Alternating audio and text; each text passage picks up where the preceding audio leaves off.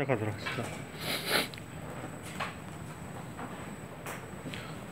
주님 감사합니다. 오늘도 저희들이 주님의 이름으로 이와 같이 모일 수 있도록 해주신 것을 감사를 드립니다. 참 이 시간에 다니엘서를 저희들이 함께 이 교제할 때 주님께서 다니엘에게 그 역사 속에서 경험하게 해주신 것들과 또 계시해 주신 이상들을 통하여 주님이 참 주님의 자녀들에게 보여주시고자 하시는 교훈들을 이 시간 성령의 또 영감과 또 계시를 통해서 함께 나눌 수 있도록 은혜를 베풀어 주시기를 간절히 기도합니다.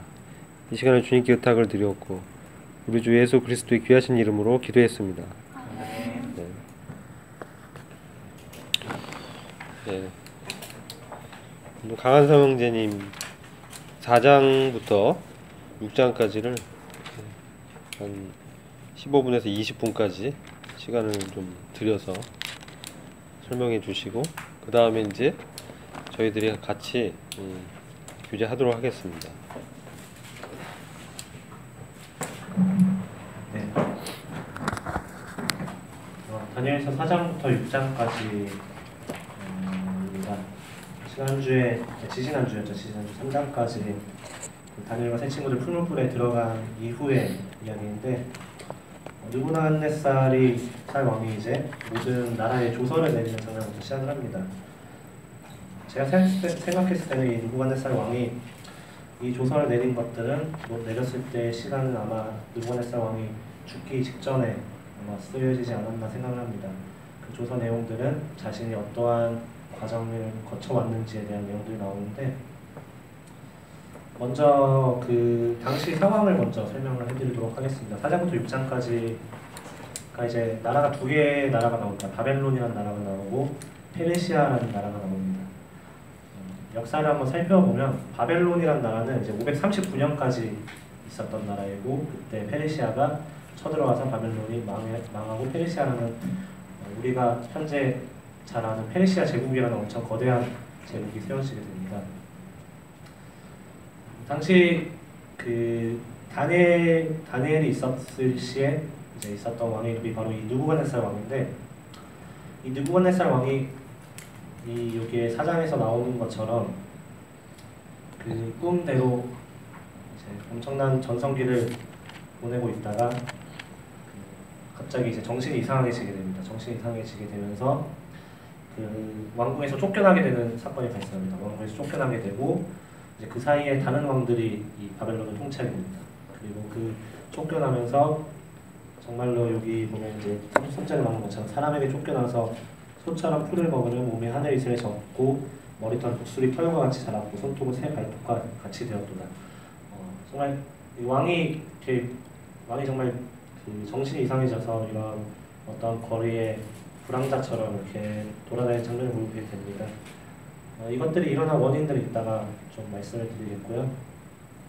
느부갓네살이 이런 과정을 거치다가 이제 다시 정신이 돌아오면서 바벨론 왕궁으로 다시 돌아오는 과정을 겪습니다. 그러면서 이제 느부갓네살은 이 나라가 어느 누구의 뜻에 있는지 또 우리의 모든 계획들은 누구에게로부터 나오는지 깨닫게 되고 그것을 통해서 모든 나라의 조서를 내리게 됩니다. 그 이후에 이제 역사를 살펴보면 여러 왕들이 잠깐씩 등장했다고 합니다. 여러 왕들이 통치 기간은 정말 짧았지만 여러 왕들이 잠깐씩 등장하고 이제 마지막 왕이 벨사살 왕이 5장에 등장을 하게 됩니다. 5장에 벨사살 왕이 등장하는데 그 5장 벨사살 왕에서 보시면 몇 번째 줄이죠? 그 7절에 보시면 5장 7절에 보시면 벨사살 왕이 그 자기가 본 이 손가락의 해석을 보여주면 이 나라의 셋째 통치자로 삼는다라는 말이 나옵니다. 왜 셋째 통치자였는지 이제 궁금해서 한번 살펴보았는데 이 셋째 통치자 그러니까 자기 다음으로 세울 수도 있는데 왜 셋째 통치자였냐면 이 벨사살 왕은 이 당시에 그 아버지였던 나보니두스 왕과 함께 섭정을 하고 있었을 때입니다. 그래서 그 나라는 당시에 그 아버지 나보니두스 왕과 벨사살 왕이 함께 나라를 다스리고 있었고 그래서 그 다음에 이제 그 세 번째 통치자가 바로 다니엘이었습니다. 즉 다니엘을 정말 잘 살펴보면 느부갓네살은 살 왕이었을 때는 박수장으로 임해 있었고, 또 그 마지막 왕이 벨사살에 이르렀을 때는 그 나라에서 왕당으로 어떤 힘과 권력을 갖고 있었던 셋째 통치자 자리에 있었음을 좀 살펴볼 수 있게 됩니다. 그리고 이 벨사살 왕의 이 이적을 해석한 이후에 그날 바로 페르시아가 쳐들어오게 되는데, 이런 역사들을 살펴보면 또 이 당시에 여러 가지 설들이 있습니다. 여러 가지 설들이 있는데, 이 바벨론, 어떤 설들은 바벨론의 시민들이 그 성문을 열어주어서 이 페르시아 군대가 쉽게 들어올 수 있었다고 합니다. 그 이유는 이 벨사살 왕이 얼마나 그런 그 나라를 통치함에 있어서 정말로 그 악행을 많이 저질렀고, 또 어떤 백성들을 많이 괴롭히는 왕임을 알 수가 있습니다. 이거는 5절을 살펴보더라도 조금씩 나와 있는데, 또한 그 항상 이런 잔치들을 좋아했던 왕이었고, 또 하나님 앞에서 성전에서 드리던 이런 그릇들과 이런 금그릇, 은그릇들을 가져와서 이것들을 자신의 파티에, 자신의 잔치에 쓰이던 왕임을 알 수가 있습니다.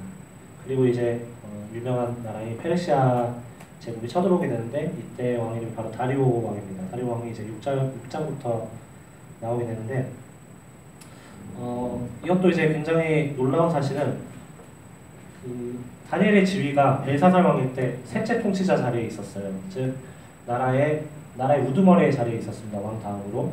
그런데 그 나라를 쳐들어온 다리오 왕이 그 나라를 다스릴 총리 3명 중 1명을 삼았다는 사실입니다. 사실 예전 역사들을 살펴보면 어느 나라가 다른 나라를 침략하게 될 때 그 밑에 있는 고위 관직 관리들은 전부 다 죽이거나 아니면 어떤 자리를 주지 않음에도 불구하고 이 다니엘만큼은 총리 3명 중에 1명을 삼을 정도로 그 당시 다니엘이 굉장히 인정받는 사람이었고, 또 어떤 하나님을 의지하는 사람이었음을 모두가 알고 있었다는 사실을 알게 됩니다.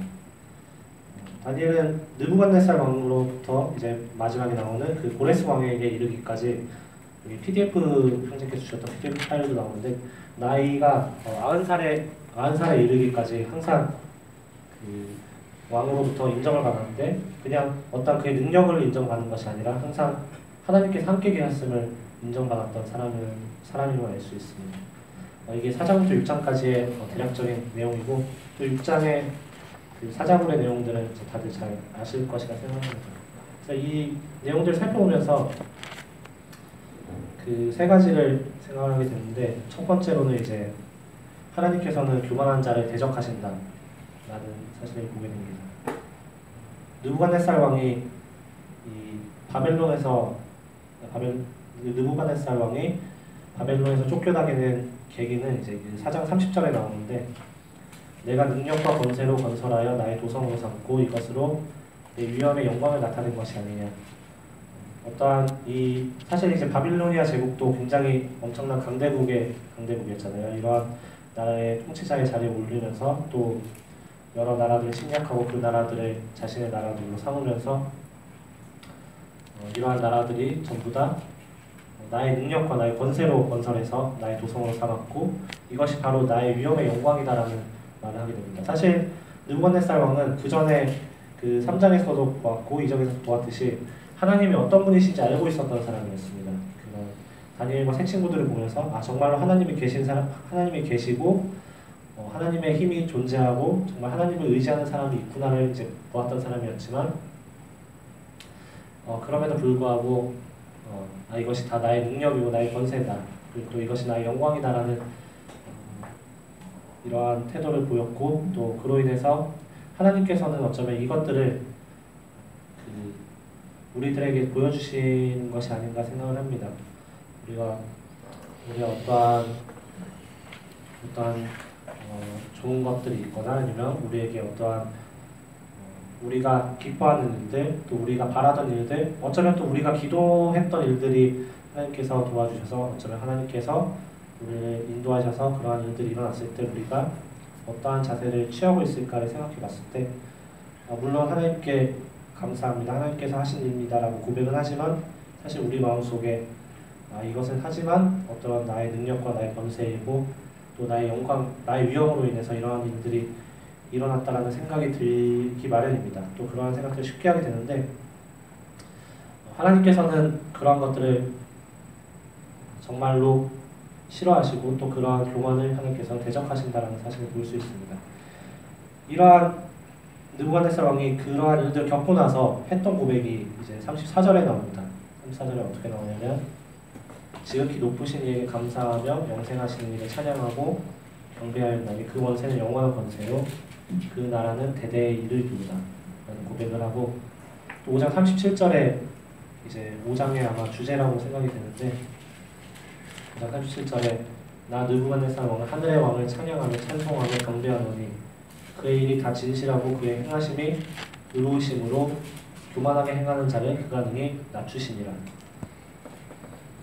사실 이러한 일들을 우리도 많이 겪게 된다고 생각을 합니다. 우리가 정말로 이러한 일들이 나에게로부터 나왔고 또 정말 내가 잘나서 모든 일들이 평탄하게 됐다고 정말 교만한 생각을 품었을 때 하나님께서 우리를 낮추시는 것들을 보게 되고 또 하나님께서는 그런 낮추시는 것들을 성경에서도 보여주시는 걸 알 수가 있습니다. 두 번째로 살펴봤던 것들은 이스라엘 사람들이 아닌 즉 이 왕들이 하나님을 대하는 태도를 보게 되었습니다. 이제 여기서 이 왕이 느부갓네살 왕과 다리오 왕 두 명이 나오는데 이 두 명이 하나님께 고백하던 그 고백을 보면서 나는 과연 하나님을 어떻게 생각하고 있나를 생각을 해보게 되는데 다니엘서 4장 3절에 이제 느부갓네살 왕은 하나님을 이렇게 표현합니다. 크도다 그의 이적이여 능하도다 그의 놀라운 일이여 그의 나라는 영원한 나라요 그의 통치는 대대에 이르리로다. 그리고 다리오 왕은 이렇게 고백합니다. 6장 26절에 나오는데요. 다리오 왕 6장 26절에 하나님을 그는 살아계시는 하나님이시오 영원히 변하지 않으시리시며 그의 나라는 멸망하지 아니하실 것이요 그의 권세는 무궁할 것이며 라는 고백을 합니다. 사실 이 다리오 왕도 그렇고 느부갓네살 왕도 하나님을 모르던 사람이었습니다. 하나님을 모르던 사람이었는데 이 다니엘의 믿음과 다니엘이 하나님을 의지함을 보고 또 하나님께서 이 다니엘에게 행하심을 보면서 사실 믿지 않는 사람이고 또 이 두 명이 이제 하나님 믿었는지 안 믿었는지 알 수는 없지만 이 두 명이 하는 고백을 보면 하나님께서는 정말로 살아계시는 하나님이시고 영원히 변하지 않으실 하나님이시라는 고백을 하는 걸 보게 됩니다. 근데 과연 나는 얼마나 하나님을 이렇게 고백을 하고 있을까를 또 생각을 해보게 되었습니다. 내가 얼마나 하나님께서 정말로 살아계신 하나님이시고 또 그분이 정말로 변하지 않으실 하나님이시고 또 하나님께서 하나님의 나라는 정말 영원한 나라입니다 라는 고백을 과연 삶을 살면서 얼마나 하고 있을까를 보게 되었습니다. 우리가 정말로 우리의 교회뿐만 아니라 우리의 삶 속에서 우리의 모습을 통해서 우리가 정말 하나님을 신뢰하고 하나님을 의지하는 모습을 통해서 주변 사람들이 이러한 고백을 하게 된다면 또 내가 진심으로 이러한 고백을 함께 할 수 있다면 참 굉장히 놀라운 일이지 않을까 하는 생각을 해보게 됐습니다. 그 마지막으로 이제 다니엘의 태도를 보게 됩니다. 다니엘은 이제 1장에 나오듯이 뜻을 정했던 사람이었고 또 정말 사단이 엄청 계획적이고 엄청 지혜롭게 접근해서 어떤 유혹을 하게 되는 것을 볼 수 있습니다. 이런 그 다리오 왕을 이렇게 꼬셔서 다리오 왕을 설득해서 바꿀 수 없는 법을 만들어버리고 또 다리오 왕을 치켜 세움으로 인해서 다리오 왕이 아닌 어떤 신에게 절하거나 어떤 신에게 경배하면 그 사람을 이제 제해버리라는 이런 법을 만들어버리는 지금 생각하면 굉장히 되게 지혜로웠던 것 같아요. 다니엘의 이런 적들이. 그리고 이러한 법들을 선포했을 때 다니엘은 다들 이제 많이들 이야기하지만 뭐 커튼을 가리고 기도를 할 수도 있었고 또 자기 모르게 자기 마음속으로 기도를 할 수도 있었고 아니면 어쩌면 기도를 안 했을 수도 있습니다. 그리고 또 자신의 뜻을 정했지만 그 뜻에 잠깐 굽힐 수도 있었습니다. 그런데 다니엘은 이런 나이가 90살에 이르기까지 처음만 그랬던 것도 아니고 중간만 그랬던 것도 아니고 끝에만 그랬던 것도 아니고 처음부터 끝까지 그러한 자신의 하나님으로부터의 뜻을 정하고 그 뜻을 굽히지 않았었고 사단이 어떠한 방법으로 유혹을 해오든 풀무불이든 어떤 사자불이든 그러한 유혹 속에서도 항상 하나님만을 의지하고 또 그 길을 걸어갔던 사람이었음을 볼 수 있습니다. 뿐만 아니라 하나님만 의지할 뿐만 아니라 또 여러 왕들에게도 인정을 받았던 사람이었습니다. 이것은 이제 다니엘이 물론 하나님을 물론 의지를 하지만 또 그 다니엘이 나라를 다스리면서 그의 능력도 발휘했던 사람임을 알 수 있습니다. 처음에 느부갓네살 왕으로서부터 마지막 고레스 왕에게 이르기까지 왕으로부터 인정받았던 사람, 그리고 사단의 유혹으로부터 넘어가지 않았던 사람, 그리고 뜻을 정하고 굽히지 않았던 사람이 바로 다니엘임을 알 수가 있는데, 그렇게 할 수 있었던 것은 다니엘이 어떠한 정말로 파워를 갖고 있거나 어떤 굳은 결심을 갖고 있었기 때문이 아니라 이 바로 다니엘이 항상 하나님을 의지하고 하나님께 기도를 했기 때문에 이런 일들을 할 수 있었다고 생각합니다. 이런 모든 힘과 모든 결과들은 다 다니엘의 기도로부터 이루어졌음을 이렇게 보게 됩니다. 제가 이 다니엘서 4장부터 6장까지를 읽으면서 그런 생각을 했어요. 나는 과연 얼마나 하나님을 살아계시는 하나님으로 생각을 하고 있고, 나는 과연 내 삶 속에서 얼마나 하나님 그분께서 정말로 능력 있으신 분이라고 인정하면서 기도를 하고 있나, 또 그분을 얼마나 내가 드러내고 있나를 생각해 봤는데 사실 그러지는 못했던 것 같아요. 저는 요즘 그 회사에 출근을 하면 이제 매일 아침에 기도실을 들어가요. 그 회사에 기도실이 있거든요. 회사에 기도실이 있어서 제가 아침에 출근하면 가방을 놔두고 바로 기도실로 들어가는데, 기도실에서 이제 아침에 기도로 시작합니다. 근데 이것만으로 좀 부족하다는 생각이 들었어요. 또 이것만으로 좀 부족하고, 내가 정말 이 회사 생활을 하다 보면 짜증이 날 때도 있고, 또 어떤 것들이 잘 됐을 때 정말로 내 마음속으로 뿌듯할 때도 있고, 하나님께 감사하지 않는 경우도 있는데, 이러한 결과가 사실은 내가 하나님을 온전히 찬양드리지 못하고 있고 하나님께 온전히 기도 드리지 못하고 있다는 생각이 들어서, 이제 이번 주 제 금요일부터 저희 동기가 22명 있는데, 그 22명 중에 이제 교회를 다닌다라고 한 사람이 한 10명 정도가 있어요. 그래서 그 10명과 함께 이번 주 매주 금요일 날 점심에 그 기도 모임을 가지기로 했습니다. 기도 모임을 가지기로 했고, 사실 좀 이걸 이제 제안하면서 좀 약간 굉장히 지탄 아닌 지탄을 받게 됐던 것 같아요. 이제 아무리 우리 교회가 기독교 회사이긴 하지만 또 이제 그 부사장들이나 어떠한 부장님들이나 여러 위에 사람들이 보시기에는 이제 좀 신입들이 너무나 그런 일이 아닌 그런 뭐였죠? 일이 아닌 것에 너무 치우쳐 있지 않나라는 이야기를 듣기도 했습니다. 그런데 그래서 그 시간을 우리가 이 점심 시간을 좀 줄이고 12시간부터 1시까지 기도실에 모여서 함께 기도 모임을 가지기로 했고, 이제 어제 처음으로 기도 모임을 가졌는데,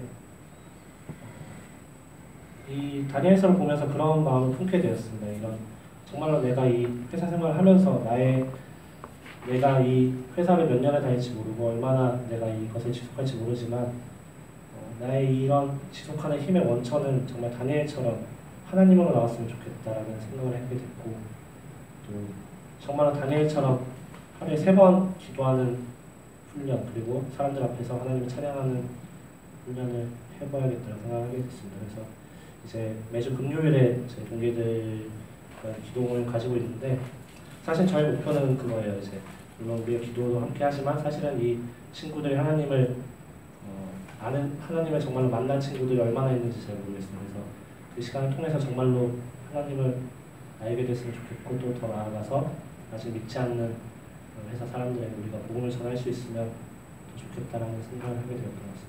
그래서 4장부터 6장까지 읽으면서 많은 것들을 보게 되었고, 또 그를 통해서 삶에서 힘을 얻게 되었던 것 같습니다. 이상입니다.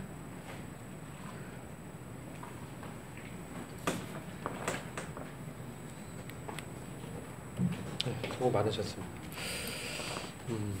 아무튼 이 다니엘서를 통해서 저희들이 많은 교훈을 얻을 수 있게 해주신 우리 주님을 생각할 때 참 감사가 되었고요.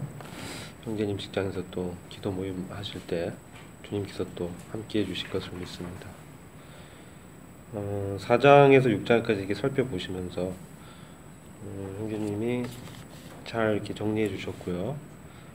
그 중에 이제 좀 예언적인 측면들 우리가 좀 제가 나눠드린 위인물에서 잠깐 보시면 4장에서는 그 느부갓네살의 정신 이상기 7년 라는 것은 바로 예언적으로는 그 7년 환란기 동안에 열국의 이 정신 이상 상태와도 유사하게 볼 수가 있다. 그래서 예언적인 측면 좀 보시고요. 왜냐면 7년 환란기 동안에 열국이 어려운 가운데 들어가잖아요. 그 환란의 어려운 가운데서 전쟁을 하고 그들이 이제 점점 하나님 없이 이제 극도의 악으로 치닫게 되니까 실질적으로 여기는 이제 광란이라고까지 얘기를 하고 있죠. 그래서 악이 이제 창고라는, 그러니까 이 말세에 이제 맡고 있는 이 성령과 교회가 이 휴거된 이후에 이 남아 있는 이 세상은 정말 그 마귀가 이 강력하게 드러나게 이제 역사를 이제 할 것이고 타락이 이제 심각하게 이제 나타날 것이라 보입니다. 그리고 하나님을 거절하는, 그럼에도 불구하고 하나님을 거절하는 그런 상태에서 이제 유대인들을 다루시면서 그들을 이제 구원하시는 하나님의 구원의 계획이 완성이 되는 거죠. 근데 이방인 또한 여기 이 나무의 그루터기, 이 나무의 그루터기는 이 느부갓네살 왕을 이제 상징하죠. 그래서 그루터기는 남겨져 있기 때문에 7년이 지나면 이제 그 왕이 다시 복권되는 것처럼 그 결국은 그 이스라엘도 회복이 되고 또 이스라엘을 통해서 이제 복음이 증거되죠. 요한계시록 7장을 보시면 14만 4천 명의 하나님의 종들이 머리에 인을 맞고 그들이 그 7년 동안 죽지 않고 살아남아서 복음을 전합니다. 그래서 환난 기간 중에 많은 이방인들이 이 구원을 받게 됩니다. 그런 것도 예언이 돼 있어요. 그래서 이 7년의 기간에 남겨진 그루터기는 바로 하나님의 구원의 역사를 우리에게 모형적으로 보여주고 있다, 이렇게 볼 수가 있습니다. 그리고 마태복음 24장과 25장이 좀 관계가 돼 있고 거기도 보면은 25장은 특별히 상당히 많은 수의 이방인들이 환란기 동안에 구원을 받고 그리스도께서 심판하실 때 그 오른편의 양무리로 분류가 될 것이다. 그리고 그들은 살아서 천년 왕국으로 입성하게 될 것입니다. 그리고 천년 왕국 중에 이방인들의 주인은 이사야서 60장 14절 15절에 큰 나무로 상징되는 이방인들이 일단 베어졌지만 겸손했을 때 회복시키시는 하나님의 역사를 우리가 볼 수 있는 것처럼 이방 제국의 왕인 느부갓네살의 이 회복을 통해서 우리가 그런 것들을 회개하고 돌이켰을 때 하나님께서는 회복시키고 구원을 베푸신다는 거죠. 5장은 그 벨사살 왕인데요. 이 바벨론의 멸망을 이렇게 예언을 했죠. 벨사살 왕의 죽음과 바벨론의 멸망이 이제 나타나는데 예언상의 깊은 뜻을 보시면 이 벨사살의 모습이 그 주연을 베풀지 않습니까? 이 잔치는 하나님을 모독하는 잔치예요. 사실 보면 이 성전에서 쓰는 기구들을 수를 따르는 도구로 쓰는, 그래서 살아계신 하나님을 모독하는 이런 잔치를 베풀 때 하나님의 손가락이 나타나서 메네메네 데겔 우바르신, 헤아려 보았고 달아보았다. 이렇게 부족했다는 거죠. 달아봤더니 왕이 이제 부족했다. 하나님의 의와 공의 이 구원에 이를 수 없는 이런 그 이방 제국, 하나님 없이 사는 벨사살 왕, 또 바벨론의 멸망을 이렇게 예언하고 있습니다.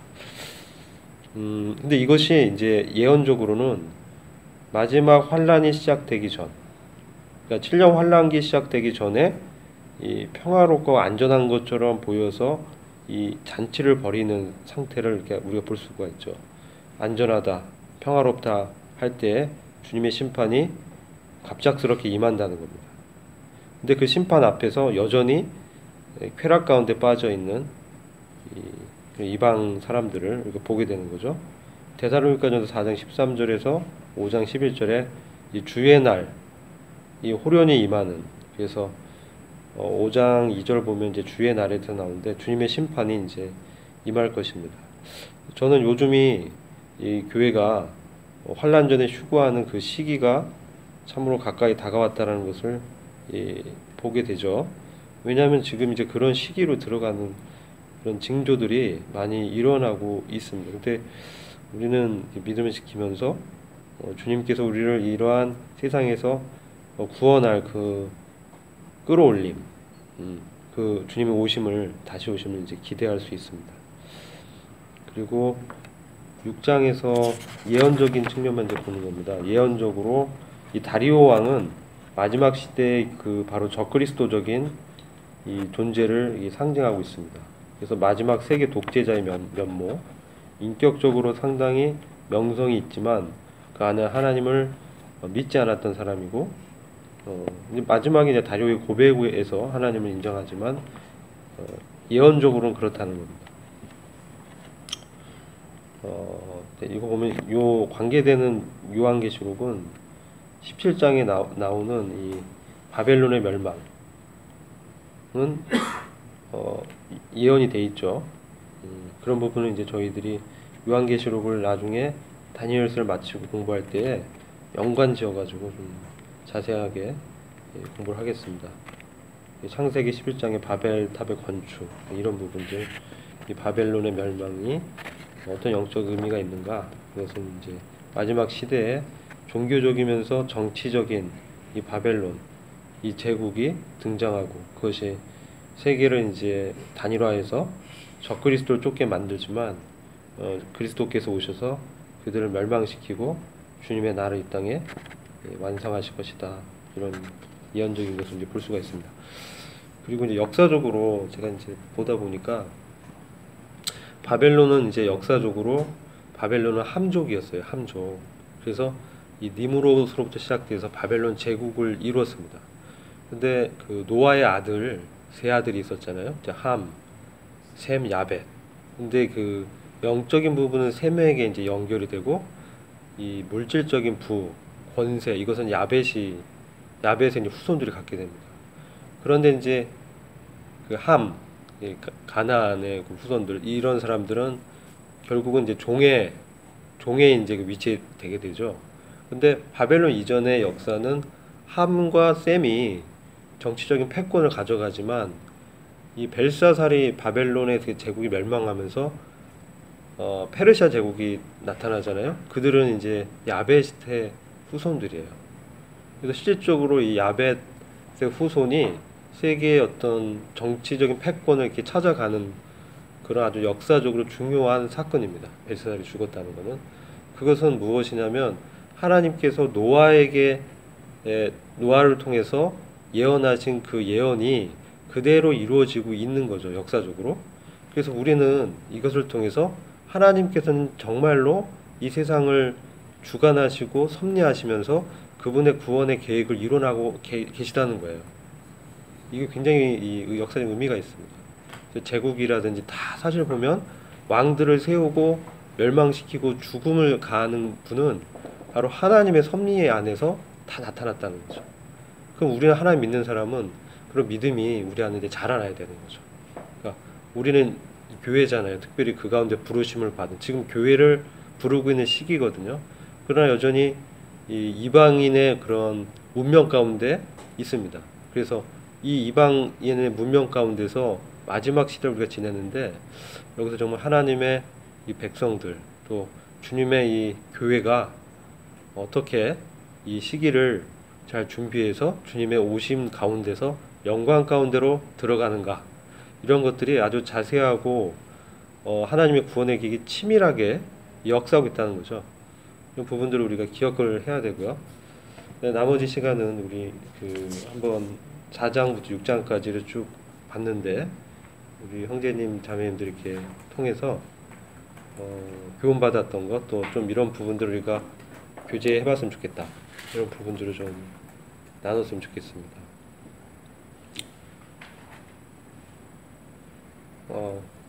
우리 윤혁 형제님부터 쭉 한 번씩 뭐 준비할 말이 없으면 바로 패스를 해줘도 됐습니다.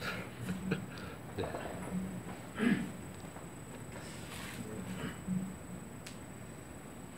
세 왕에 대한 그 얘기가 나오고요. 하나는 이제 느부갓네살, 벨사살, 다리오 왕인데요. 형제님께서 말씀하신 것처럼 이들의 다 실패는 교만에서부터 온다는 거. 그래서 정말 하나님께서는 그 교만한 것을 어떻게 이제 징계를 하시느냐 보게 됩니다. 다행히 그 느부갓네살과 다리오 왕은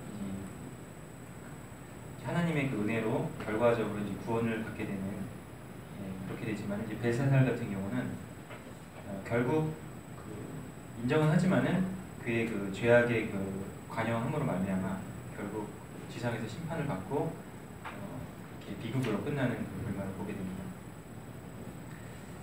또 느부갓네살에 대해서 다니엘이 그의 그 예언에 대해서 어떻게 하면 그것을 피할 수 있느냐라고 이제 왕이 말을 했을 때 다른 쪽으로 얘기하기보다는 이 27절에 4장 27절에 그런즉 왕이여 내가 아뢰는 것을 받으시고 공의를 행함으로 죄를 사하고 가난한 자를 긍휼히 여김으로 죄악을 사하소서 그리하시면 왕의 평안함이 혹시 장구하리라 하니라. 그래서 이제 이렇게 공의를 행하고 가난한 자를 긍휼히 여기는 이런 부분은 어떤 권력이나 그 부가 있는 사람들이 자기 자신을 겸손하게 낮추는 그런 방법이라고 이렇게 생각이 듭니다. 그래서 이것을 통해서 자기 자신을 낮추라고 하는 그 어떤 하나님의 경고라고 생각이 드는데 어떤 그 세상의 그 역사나 그런 것들을 볼 때 어떤 과도한 어떤 부라든가 어떤 권력의 그 집중하고 또 자기들만의 울타리를 그 부자들이나 이런 사람들이 치고 살고 가난한 사람들 돌아보지 않을 때 결국은 그 사회도 멸망하게 되는 그런 결과들을 많이 보게 되는데 그것도 하나 이제 제가 교훈으로 보게 되고 우리 주님의 사역은 이 부를 이렇게 나누시는 그런 사역이 있다라고 하는 생각이 들었습니다. 그리고 이제 벨사살 왕 때 다니엘이 그 해석을 하는데 사실 다니엘이 그 해석을 할 때 참 그냥 어떤 지식의 문제가 아니라고 생각이 듭니다. 왜냐면은 이 다니엘이 그 내용을 딱 듣고 이 벨사살한테 전달을 해야 하는 그 내용은 사실 굉장히 단순합니다. 당신이 끝났다. 그리고 이미 당신의 나라는 메대와 가사다르게 준바가 되었다라는 이게 결론입니다. 결론인데 이것을 말하기 전에 이 어떤 벨사살이 무엇을 잘못했느냐에 대해서 아버지로부터 해서 하나님이 정말 많은 것을 보여주셨는데 당신은 돌이키지 않았다. 그래서 이렇게 된다. 근데 사실 이 말은 이 말을 쉽게 할 수 있는 말이 아니라는 생각이 들더라고요. 왜냐하면 이 말을 할 때 벌써 이제 죽음을 각오하고 죽음을 각오하고서 이 벨사살한테 할 수 있는 말이지 그냥 내가 받은 것이 이렇습니다. 이렇게 하는 말은 아니라는 생각이 들고 그렇지만은 이 목숨을 걸고서 다니엘이 벨사살한테 직언을 했다라는 이런 생각이 들었습니다. 그리고 이제 다리오 왕에 있어서는 그도 이제 교만을 했는데 결국에는 이제 어떤 교만의 내용이 뭐냐면은 어떤 신보다도 자기를 이렇게 높이는 그런 이제 교만이 있었습니다. 그래서 그가 그렇게 어떤 신이라고 할 때는 사실은 하나님도 그 가운데 포함이 되기 때문에 하나님보다도 자기 자신을 이렇게 높였다라고 하는 그 부분을 볼 수가 있고 근데 요즘에 이제 이 우리나라에도 그런 어떤 언어 유희일 수도 있지만은 갓이란 말을 굉장히 많이 쓰더라고요. 그래서 그 옛날에 지금도 있는지 모르겠는데 어떤 아이돌 가수 그룹 이름이 G.O.D라고 하는 이름이 딱 있고 근데 사실 저는 그걸 딱 들을 때 이거 물론 이 소문자로 써놨대요. 소문자로 써놔서 걸고 넘어가지 않는데 대문자로 써놨으면 아마 저도 좀 했을 것 같아요. 바꿔라! 라고 했을 것 같은데 근데 요즘에 굉장히 갓이란 말을 되게 많이 들어요. 갓지성, 뭐 갓연아, 뭐 이렇게 갓셰프 뭐 이게 다 그냥 붙여요. 갓쌍용도 할 줄 모르겠는데, 근데 그런 이름에 대해서 사람들이 이제 점점 어떤 그 거부감을 보다는 이렇게 이 사람을 그냥 신처럼 이렇게, 물론 약간 거기는 유머도 좀 포함이 됐지만은 결국은 이제 사람이 이제 점점 이제 교만한 어떤 이런 부분이 아니냐. 내가 엄청 과도하게 좀 해석한 건지 모르겠지만은 그런 부분도 조금은 이제 느껴지는 바가 있습니다. 그리고 이제 이 4, 5, 6에서 6장에서 이제 참 이 다이나믹한 부분은 아무래도 이 6장에 이 다니엘이 사작을 해서 이제 갇히는 그 장면인데, 예전에도 이제 이 말씀을 보면은 굉장히 이 다니엘과 우리 주님에 대한 그 비슷한 부분들이 많이 있다라고 하는 그 생각을 제가 많이 했었습니다. 그래서 다니엘이 그 사자굴에 이제 잡혀 들어가게 된 이유도 결국 그가 하나님을 경외했기 때문이었고, 우리 주님께서 십자가에 못 박히신 것도 당신께서 하나님의 아들이라고 그 진리를 증거하셨을 때 십자가에 형이 이제 처해졌고, 그래서 이제 그들이 역시 그 굴 어기를 맞고 도장으로 이렇게 봉인을 하는데, 그 장면이 7장 17절에 나오고요. 마태복음 27장 66절에도 정말 우리 주님이, 또는 이제 그때는 우리 주님이 부활할 거라기보다는 그 제자들이 훔쳐가는 것을 방어하기 위해서 했겠지만은 돌을 임봉하고 또 사람들보다 무덤을 지킵니다. 그리고 이제 그 다니엘서에서는 그 봉인을 한 것은 이건 왕이 이렇게 한 거다라는 어떤 그런 의미였던 것 같아요. 아무도 왕에는 이제 열 수가 없다라는 이런 부분이었던 것 같은데, 다니엘이 이제 살아나고 우리 주님도 이제 부활하셨습니다. 그래서 다니엘은 왕이 그 돌문을 열었는데, 우리 주님은 천사들이 돌을 굴렸다. 마태복음 28장 2절에 이렇게 나와 있습니다.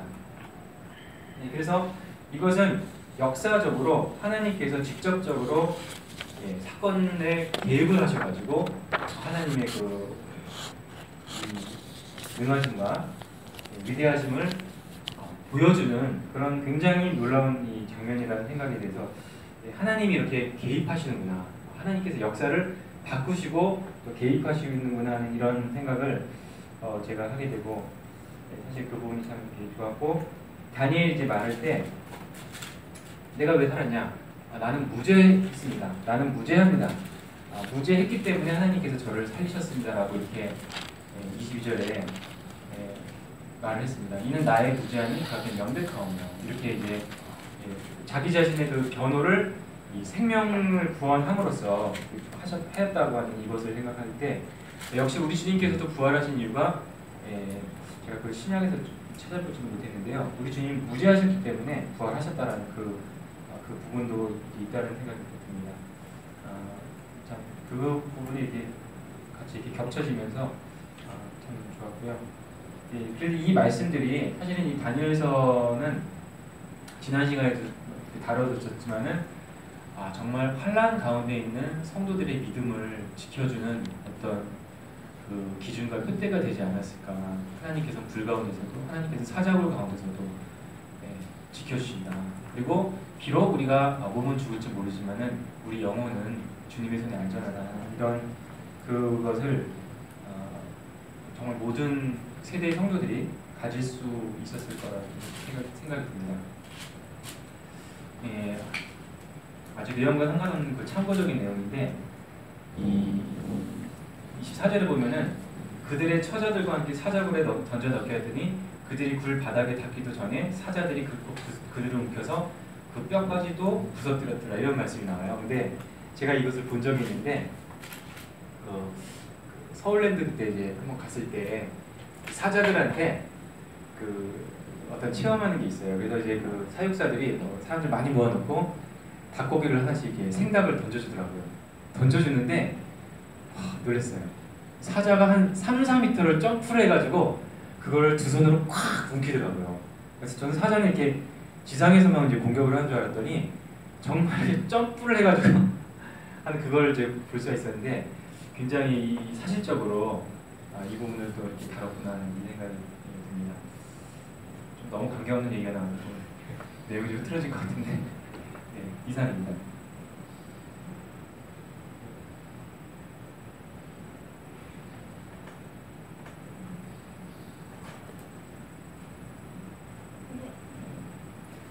저는 6장 10절 말씀이 다니엘이 조서에 왕의 도장이 찍힌 것을 알고도 자기 집에 돌아가서 미국 땅에 올라가 예루살렘으로 향한 창문을 열고 전에 하던 대로 하루 3번씩 무릎을 꿇고 기도하며 그의 하나님께 감사하였더라. 이 말씀이 가장 기억에 남는데요. 아까 방금 형사님께서 말씀하셨듯이 다니엘은 예수님과도 되게 비슷한 점이 많다고 했는데 저도 이거 보면서 다니엘이 참 예수님과 비슷하다는 생각을 한 게 전에 하던 대로 하루 3번씩 기도를 했다는 게 예수님과 비슷하네라는 생각을 했었거든요. 예수님도 항상 복음서 보면 습관을 쫓아 습관대로 항상 산에 가셔서 따로 기도하셨던 예수님이 생각이 나서 다니엘이 비슷하구나라는 생각을 했는데 지금 또 놀라운 건 6장 10절에 다니엘이 그 조서에 대한 것을 알고도 자기 집에 가서 기도를 했다는 게 되게 놀랍더라고요.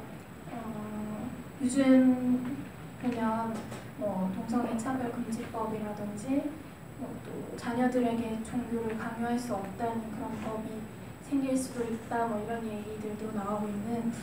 근데 저희 지금 세대도 그런 것 같아요. 법으로 뭔가 하나님을 못 믿게 만들고 그렇게 아예 정해져 버린 그런 세대인데 이때 다니엘도 똑같이 이게 법이었고 지켜야 되는 거였는데 되게 아무렇지 않게 담담하게 그냥 알고도 그냥 항상 하던 대로 자기 집에서 기도했던 것을 볼 때 그래 우리도 이렇게 하면 되겠구나라는 되게 생각을 했었던 것 같아요. 왜 우리는 이것 때문에 막 벌벌 떨고 있지? 무슨 법이 생긴다 만다 하면서 찬성하고 반대하고 막 이거에 대해서 되게 이렇게 불안해하면서 좀 되게 격하게 반응을 한다고 해야 되나? 좀 그렇잖아요. 물론 그거에 그런 법이 생기면 반대하고 해야 되는데 되게 담담하게 기도했던 그런 것을 알고도 담담하게 기도했던 다니엘의 모습에 되게 본받아야겠다는 생각이 들었고 되게 다니엘이 이렇게 담담할 수 있었던 게 뭐였을까라는 생각을 또 해보니까 다니엘은 그런 법이나 세상의 법이나 왕이나 그런 것보다 하나님을 제일 두려워했고 경외했던 것 같아요. 그래서 이렇게 담담하게 할 수 있었지 않았을까라는 생각이 들었고 또 두 번째 이유는 여기 나와 있던 것처럼 전에 하던 대로 했다는 게 되게 그 평소의 습관이잖아요. 이게 습관이라는 거는 자기 몸에 배어 있는 거고 그냥 그 습관은 자기 일상인데 이게 그렇구나. 되게 습관이 되게 중요하다는 생각이 또 한 번 들었던 것 같아요. 저도 어렸을 때는 되게 신앙 상태가 좋지 않을 때 막 성경도 안 보고 기도도 안 했던 그 시간이 되게 길었던 것 같아요. 길었는데 그래도 점점 이렇게 조금씩 그 주기가 짧아지고 있는데 그게 그 습관이 좀 배어진 것 같아요. 배인 것 같아요. 하나님 말씀을 보는 거, 말씀 봐도 이렇게 뭔가 대충 보고 그냥 훑고 넘어가는 날도 있지만 그런 게 예전에는 그것조차 없었다면 어렸을 때는 지금 그래도 말씀을 보고 하는 거, 뭔가 보지 않거나 기도하지 않았을 때 뭔가 허전한 느낌도 들고 그래서 그 주기가 짧아졌다는 게 습관이 되게 중요하구나 생각이 들었고 근데 또 다니엘서를 보면서 또 느낀 거는 이 겸손에 대한 것을 또 나오잖아요. 그러면서 또 생각한 게 제가 그 주기가 짧아졌다고 했는데 훨씬 예전 어렸을 때보다 근데 그래서 저는 지금 이제 매일 항상 보고 하나님 말씀 보고 이렇게 사니까 하루 정도 뭔가 되게 바쁘게 살다 보면 하루 이렇게 뛰어넘을 때가 있어요. 그때는 안 봤구나라는 생각을 하면서 자는 거예요. 그렇게 되는데 하루 정도야 안 볼 수 있지 이런 생각을 했었거든요. 최근에. 근데 이게 참 교만이었던 것 같아요. 저한테. 최근에 또 되게 그냥 아무 뭐 이유는 있었겠지만 그냥 되게 마음이 그냥 좀 힘들었던 적이 있어요. 그냥 되게 최근이었는데 그냥 마음이 그냥 힘들고 교회에 있는 게 힘들고 그랬던 것 같아요. 근데 내가 왜 이럴까라는 생각을 좀 하다 보니까 뭐 여러 가지 그 진짜 상황적인 것도 있었는데 가장 중요했던 내 상태가 이렇게 된 거는 하나님 말씀 그냥 그래 하루 정도 안 봐도 되겠지 하고 뛰어넘었던 그런 그게 되게 컸던 것 같아요. 그게 그래서 그러면서 제가 느낀 게 정말 나는 하나님 없이는 살 수가 없겠다는 생각이 정말 좀 실감했던 것 같아요. 실감했던 것 같고 진짜 나는 그러니까 크게 큰 문제가 내 생활에 없었는데도 불구하고 뭔가 되게 너무 힘들고 되게 막 우울해지고 막 그랬던 게 내가 하나님이 없으면 이렇구나 이렇게 되는구나 너무 그냥 그렇게 돼가지고 나는 진짜 하나님 없으면 아무것도 할 수가 없겠다 생각을 하나님이랑 교제가 안 되면 의욕도 없고 삶에 재미도 없고 그냥 사는 것 같고 그냥 마음이 더 힘들고 이렇게 되더라고요. 그래서 나는 진짜 이렇게 내가 연약했나? 라는 생각이 들었어요. 내가 이렇게 하나님 없으면 나는 아무것도 못하겠구나 생각이 들면서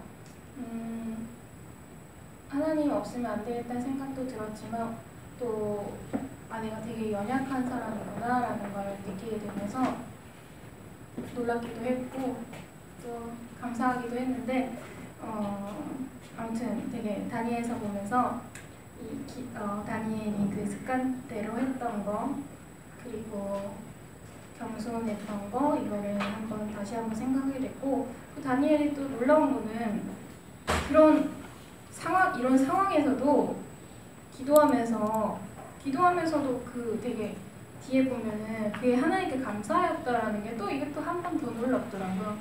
그런 상황에 그냥 아무렇지 않게 평소 하던 대로 기도할 수 있지만 거기에 감사가 될까라는 생각이 했는데 감사를 하더라고요. 그래서 우리가 요즘 세상이 참 안 좋고 그래도 담담하게 그런 것들을 두려워하지 않고 하나님을 먼저 두려워하면서 기도하면서 또 감사하면 되는구나 이렇게 살면 되는구나 라는 생각은 또 다니엘을 통해서 했던 것 같습니다. 이상.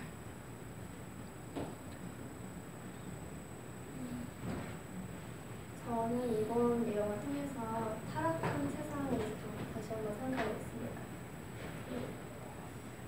여기에서 나왔듯이 그 시대 때도 많이 타락했었는데 특히 지금 이 세상이 되게 많이 타락하고 있고 여러 가지 사회 문제들을 봤을 때 그 사탄이 자연스럽게 진짜 이 세상에 스며들고 있구나 라는 생각을 좀 하게 되었습니다. 그 예전에 제가 성교에 관심이 많았을 때는 그런 사회 문제나 타락한 세상을 봤을 때 건드릴 필요가 있구나 그런 생각을 자주 했었는데 요즘의 저를 돌아봤을 때는 제가 할 일이 바쁘고 내 생각만 하고 제 삶만 열심히 살다 보니까 그 구원받지 못한 사람들 불쌍히 여기는 마음이 예전에 비해서 좀 부족해진 것 같다는 생각을 하게 됐어요. 제가 개인적으로 내가 이제 구원받은 자로서 살고 있을까라는 생각을 했을 때 구원은 확실히 받고 있는데 그리스도인으로서의 삶을 다른 사람한테 전하거나 그런 필요성을 좀 일상생활 속에서 많이 못 느끼고 있는 것 같아서 그런 면에서 좀 반성을 하게 됐습니다. 그리고 최근에 되게 친한 친구의 고등학교 때 친구 그룹이 있는데 7명이 있는데 그 중에 1명 빼고 다 그리스도인이에요. 근데 이제 한 명의 친구가 구원 안 받았는데 그 그룹의 어떤 친구는 그 구원받지 못한 친구를 위해서 전율이 되게 열심히 했었어요. 결국 그 친구는 기독교인을 싫어하기 때문에 그 전도했던 친구를 싫어하게 좀 싫어하게 되었는데 그 전도한 친구는 그런 관계 친구로서의 관계보다는 전도하는 걸 더 중요시하기 때문에 관계가 안 좋아지더라도 전도 열심히 하려는 모습이 보였었어요. 근데 저 같은 경우는 과연 그렇게 할 수 있을까?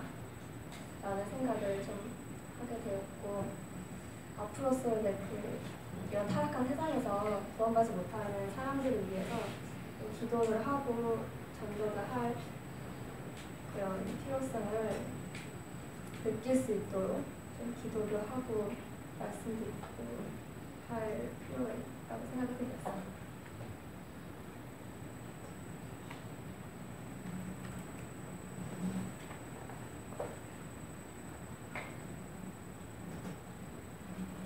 시간이 많이 됐는데 이도만 짧게 얘기를 하면 저는 예전에 이제 하나님을 생각하면 조금 사랑의 하나님 항상 옆에 계시고 저를 지켜주시고 그런 친구 같은 느낌이 되게 강했었어요.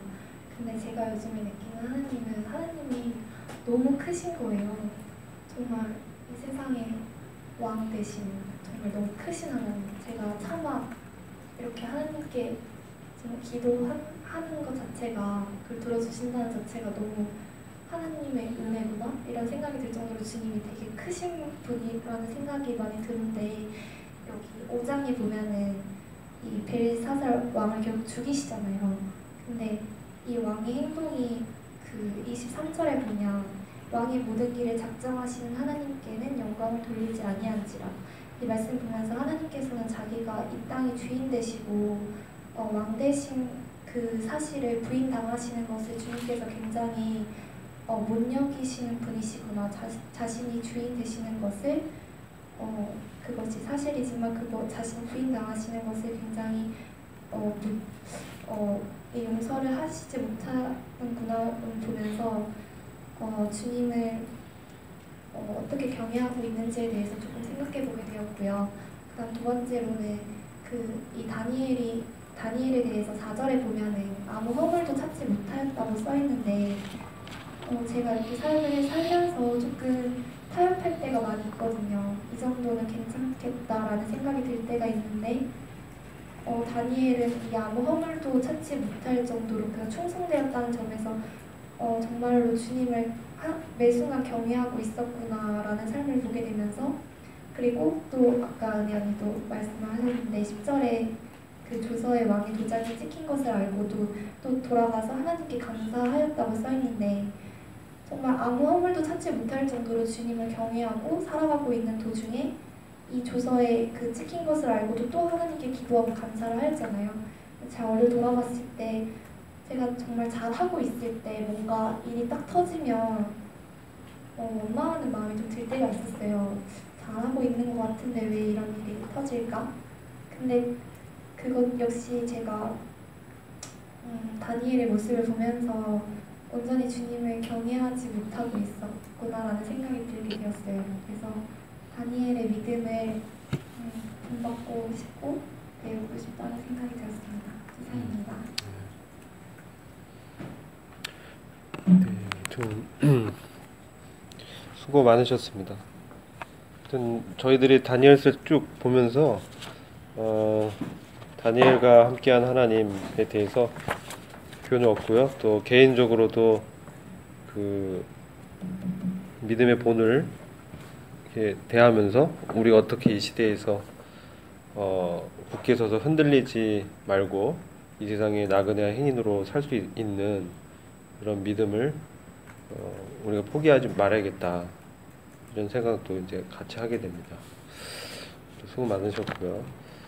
저희가 이제 다니엘서 7장부터 9장까지는 다음 주에 하도록 하고요.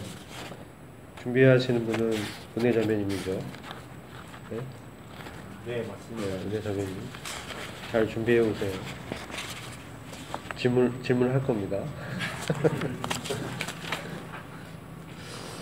그리고 뭐 준비하시는 분들 준비하지만 또 모두가 다 같이 보면서 함께 이렇게 나누니까 이 다니엘서 내용이 더 풍성해지는 것을 보게 됩니다. 예. 그리고 다니엘서 마치면 저희가 요한계시록하고 같이 나간다고 했기 때문에 요한계시록을 같이 이제 나가도록 하고요. 그리고 이제 필요한 부분들 우리가 교리에 있어서 이 세대적인 분별과 이제 성경이 어떻게 신약과 구약을 어떻게 우리가 연결시켜서 볼 수가 있는가, 이제 그런 부분도 같이 좀 저희들이 함께 공부하면 성경을 전체적으로 이해하는 데 참 많이 도움이 되고요. 그리고 하나님께서 이 시대에 정말 이 역사를 주관하시는 분인가라는 확실한 이 믿음이 우리 안에서 이렇게 견고해진다라고 할까요?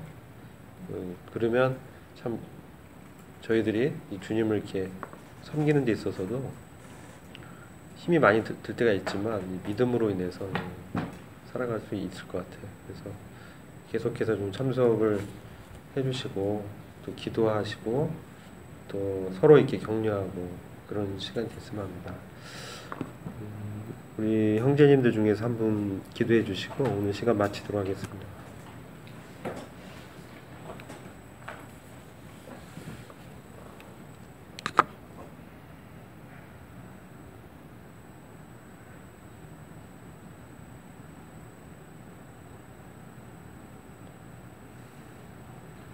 주님 감사합니다.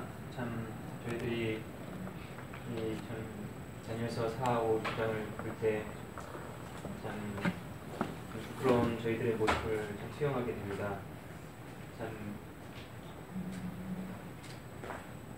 어떤 환경 가운데서도 참 적대적인 환경 가운데서도 참 주님에 대한 그 믿음을 저버리지 않고 포기하지 않고 참 하나님 앞에 충성되기 위하여 순종했던 이 다니엘의 모습은 참 저희 참 너무나 평온한 세대 가운데서 참 게으르게 참 행하는 참 저희들의 모습을 반성하게 함을 참 고백하게 되옵나이다.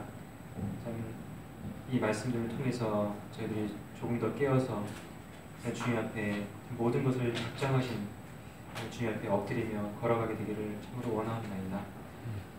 참 이 놀라운 지식을 저희들이 허락해 주시면서 감사드리고 다음 만나는 그 시간까지 저희들이 삶 속에서 주님과 참 하루도 빠지지 않고 참 동행하며 참 다니엘의 그 습관처럼 참 저희들이 또한 배운 것처럼 참 저희들도 하던 대로 참 거룩한 습관을 쫓아서 주님과 함께 동행할 수 있도록 주님 저희들을 붙들어 주시기를 간절히 기도합니다.